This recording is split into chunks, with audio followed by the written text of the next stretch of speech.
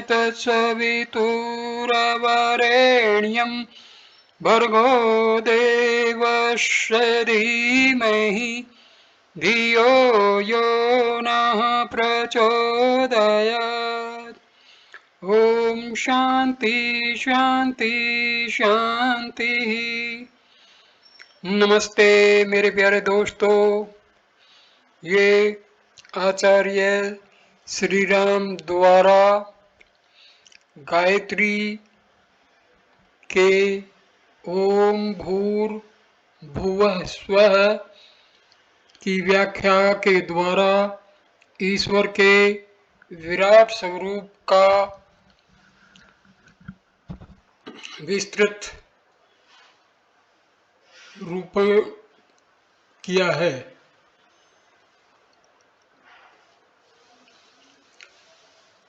इस दूसरे वीडियो में हम उसका दूसरा हिस्सा ईश्वरवाद की व्याख्या और वास्तविकता से शुरू करते हैं। यद्यपि ईश्वर संसार का मूल आधार है और सृष्टि के आदि से सभी मनुष्य किसी न किसी रूप में उसे मानते आए हैं, तो भी विद्वानों में इस संबंध में काफ़ी मतभेद हैं। खासकर दार्शनिक विद्वान तो केवल उसकी बात को स्वीकार कर सकते हैं जो तर्कसंगत हो। इस दृष्टि से ईश्वरवाद के सिद्धांत की विस्तार पूर्वक व्याख्या की जानी आवश्यक है।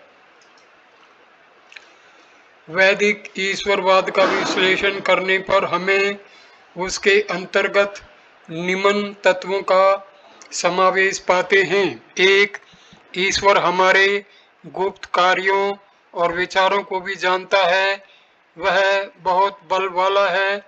दूसरा, ईश्वर प्रसन्न होने पर भौतिक सुख सामग्रियां और परलोक में स्वर्ग और मोक्ष देता है।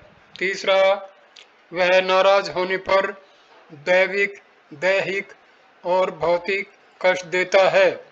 चौथा, धर्माचरण और उपासना से वह प्रसन्न होता है, पापी और नास्तिक पर अप्रसन्न होता है।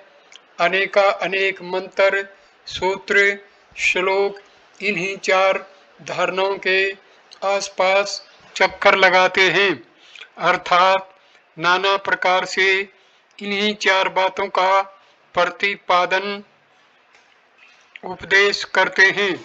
अब हमें विचार करना चाहिए कि कैसी बुद्धिमता पूर्वक मानसिक शासन करने की यह व्यवस्था है। ईश्वर सर्वव्यापक होने से हमारे सब कामों को देखता है। यह शासन की अत्यंत व्यापकता के लिए है। देखा गया है कि पुलिस थाने के पास चोर लोग उपद्रव नहीं मचाते, पर जहां पुलिस की पहुंच कम और देर में होती है, वहां चोरियां, डकैतियां अधिक होती हैं। भरी हुई चलने वाली सड़कों पर तो लूट नहीं हो सकती, पर निर्जन स्थानों में लुटेरों की खूब घात लगती है। प्रकाश की अपेक्षा अंधकार में अपराध अधिक होते हैं। इससे प्रतीत होता है कि दुष्टता भरे काम की अधिकता एवं न्यूनता इस बात पर निर्भर है कि चोर को कोई देखता है या नहीं, देखने वाला पहलवान है या नहीं। बंदर किसी छोटे बच्चे को कमजोर समझकर उसके हाथ से रोटी छीन लेता, पर बड़े आदमी की ओर बढ़ने में उसकी हिम्मत नहीं पड़ती, क्योंकि बंदर जानता है कि बलवान आदमी सहज में रोटी नहीं छीनने देगा और डंडे से हड्डी पसली तोड़कर रख देगा। ईश्वर अनंत बल वाला है, सर्वव्यापक है और पाप से अप्रसन्न होता है। इसका अर्थ दूसरे शब्दों में यह हो सकता है कि कोई हाथी जैसे बल वाला पुलिस का खुफिया सिपाही हाथ में संगीन और हथकड़ी लिए अदृश्य रूप से हमारी निगरानी के लिए हर वक्त सिर के ऊपर उड़ता फिरता है। यह विश्वास जितना ही अधिक सच्चा, स्पष्ट और बलवान होता है, उतना ही मनुष्य धर्मप्रिय बन जाता है।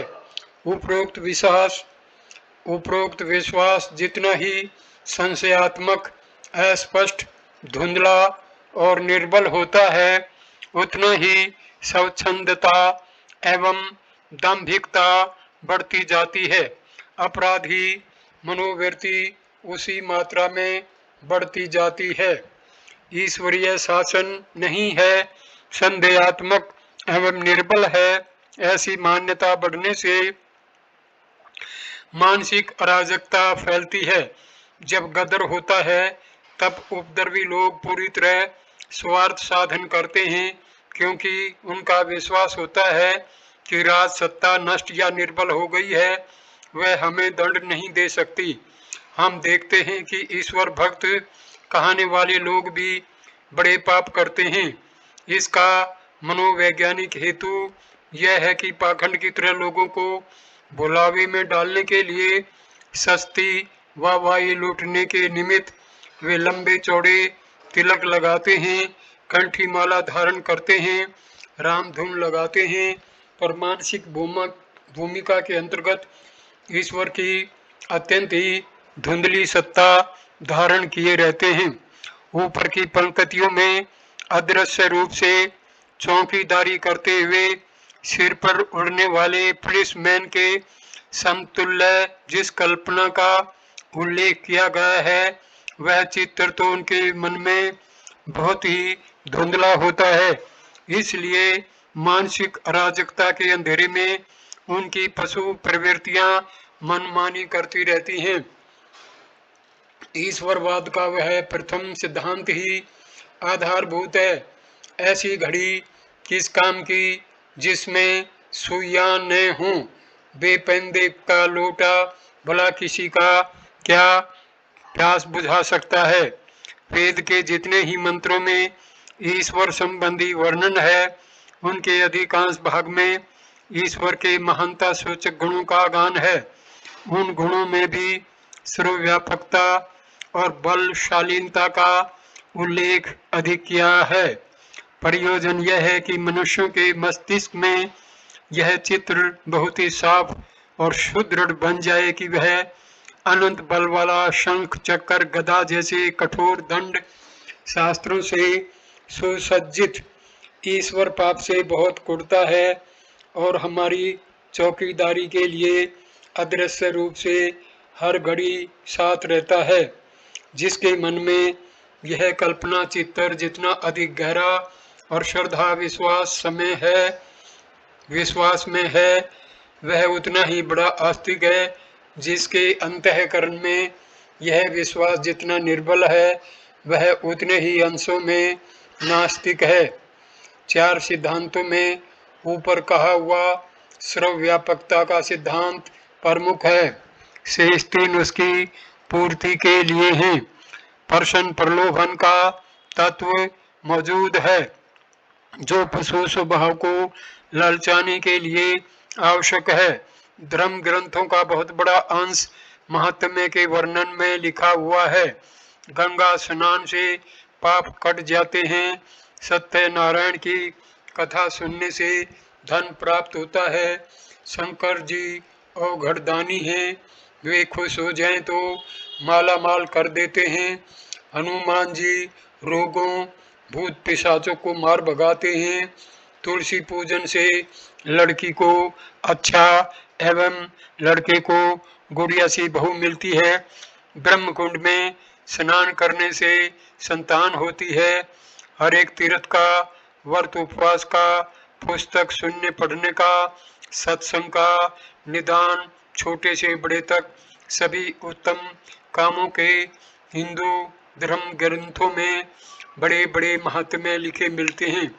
वह सब मनुष्य के पशु स्वभाव को ललचाने के लिए हैं।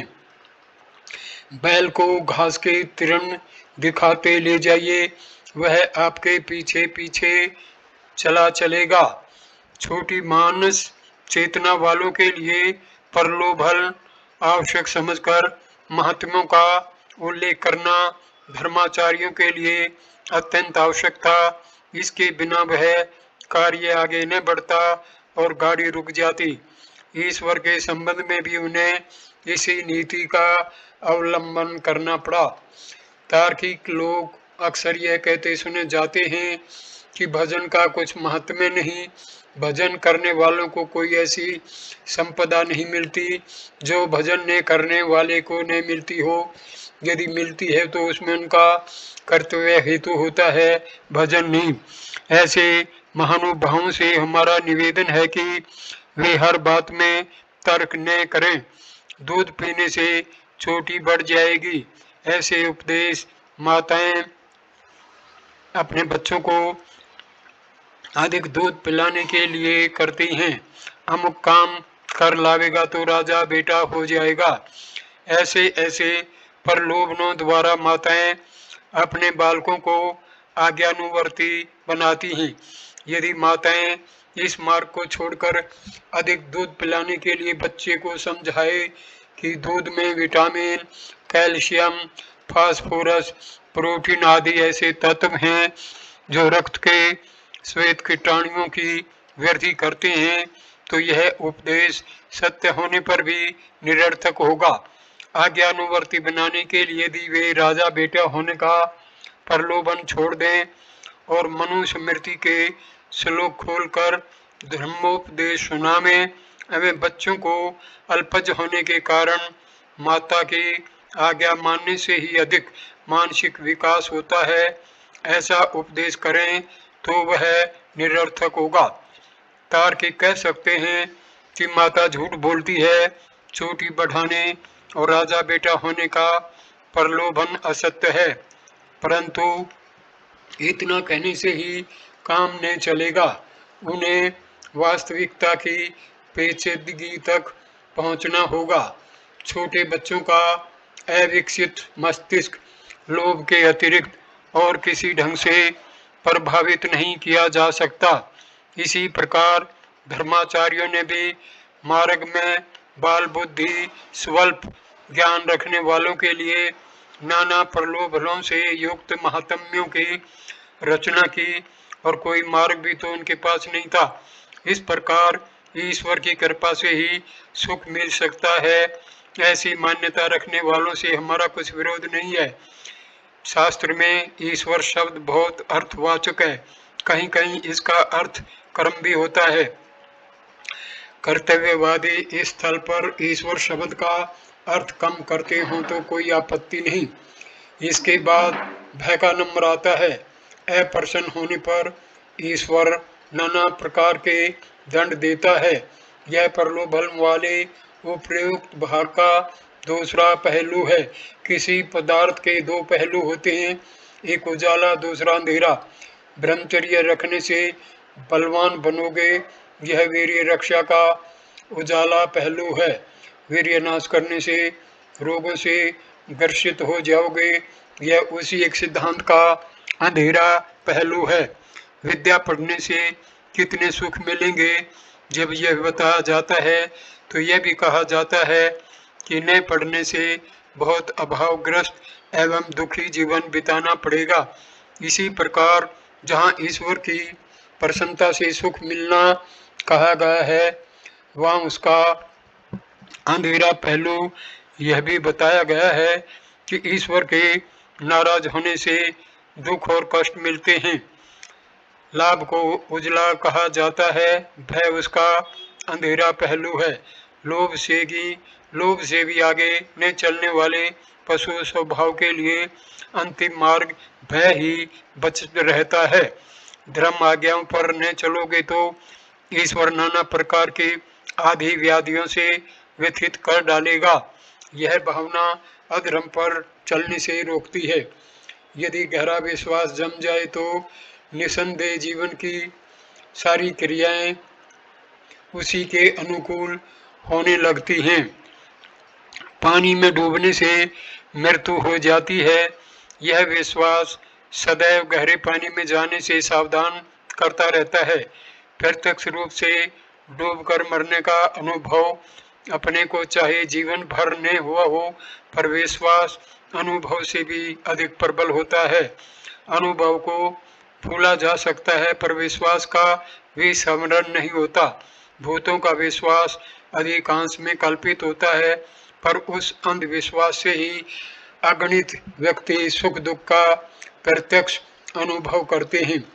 कितने तो उसी में उलझ कर मर तक जाते हैं। निसंदेह विश्वास बड़ी प्रबल शक्ति है।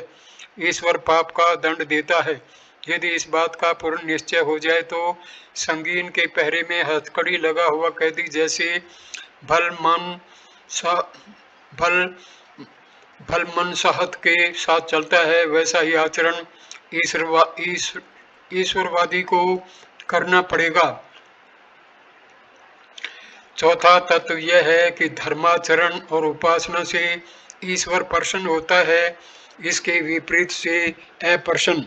धर्माचरण की बात हम उपरोक्त पंक्तियों में विस्तार पूर्वक समझा चुके हैं कि तुच्छ स्वार्थ से, पशुवृत्ति से सामाजिक जीवन की ओर बढ़ने के लिए धर्म का सारा विधान है, और इस विधान के रक्षा के लिए ईश्वरीय शासन की स्थापना है।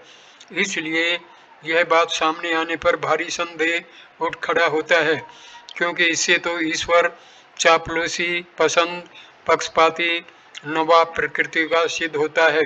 उसकी अलिप्तता, समदर्शीपन, निष्पृहता पर स्पष्ट आक्षेप आता है, और वह भी साधारण मनोविकारी मनुष्य की सीमा में आ जाता है। इस संदेह का समाधान करने के लिए केवल शुष्क वाद विवाद से काम न चलेगा, वरन हमें गहराई में उतरकर उस निमित्त का पता लगाना होगा जिसके कारण ईश्वर को उपासना प्रिय स्वभाव वाला माना गया है। डॉक्टर ने अपने अनुसंधानों के आधार पर यह प्रमाणित कर दिया कि मूल वृत्तियों के विरुद्ध यदि कोई नवीन मार्ग निकालना हो तो उसके बार बार लगातार और कठोर प्रयत्न द्वारा नई आदत डालनी पड़ती है। इस पर भी वह आदत इतनी निर्बल होती है कि कुछ दिनों उसकी ओर से उदासीनता धारण कर ली जाए तो वह मिट जाती है।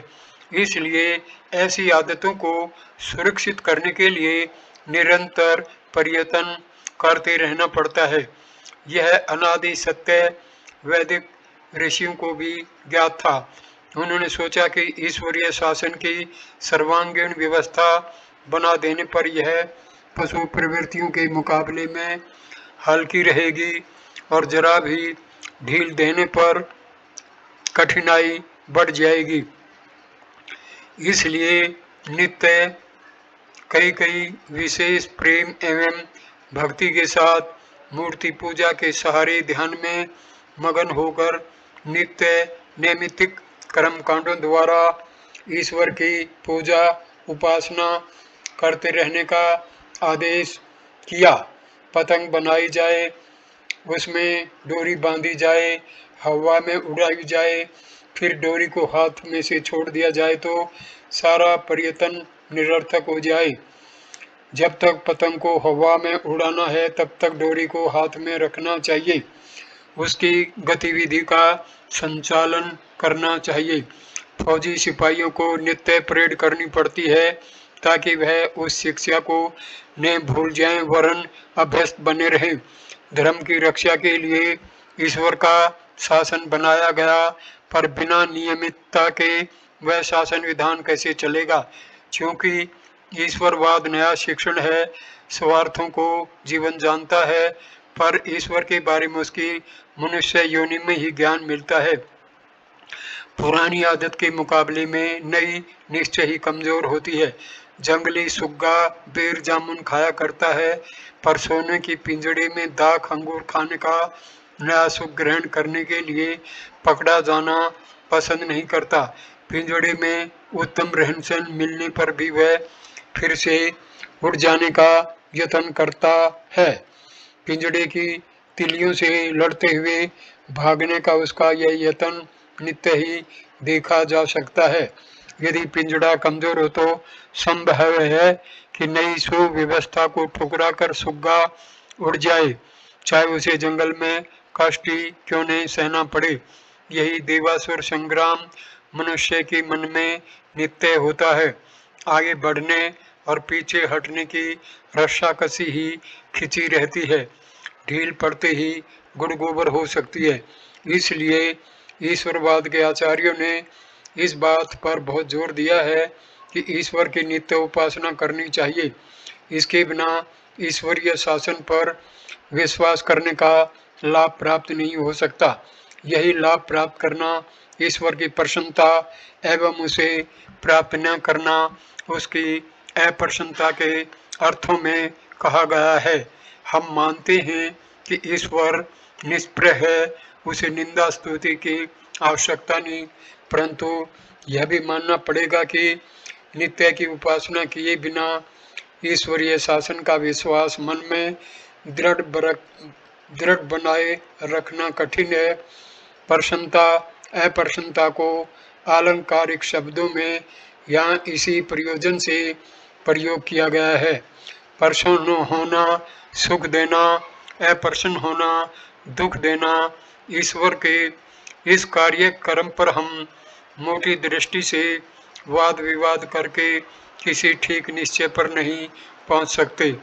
यदि हम आज इसका भावार्थ यूं समझें कि ईश्वर उपासना में मनुष्य अपने पशु स्वभाव को दबाए रहकर सुख शांति में जीवन बिताता रह सकता है, तो यह अर्थ ठीक शास्त्रकार के आंतरिक इच्छा के ही अनुकूल होगा। महात्म्यों का वर्णन करते इसमें प्रलोभनों का समावेश जिस दृष्टि से हुआ है, उसी दृष्टि से उपासना से ईश्वर के प्रसन्न होने और सुख देने का वर्णन है।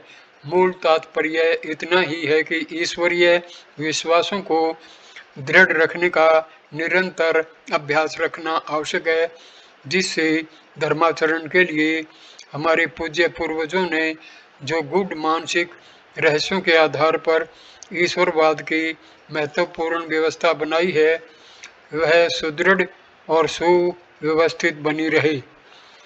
ईश्वर की अनुभूति कैसे हो? जो वस्तु जितनी सूक्ष्म होगी वह उतनी ही व्यापक होगी। पंचभूतों में पृथ्वी से जल, जल से वायु, वायु से अग्नि और अग्नि से आकाश सूक्ष्म है, इसलिए एक दूसरे से अधिक व्यापक हैं। आकाश ईथर तत्व हर जगह व्याप्त है, पर ईश्वर की सूक्ष्मता सर्वोपरि है, इसलिए इसकी व्यापकता भी अधिक है। विश्व में रंच मात्र भी स्थान ऐसा नहीं है जहाँ ईश्वर न हो। अणु अणु में उसकी महत्ता व्याप्त हो रही है।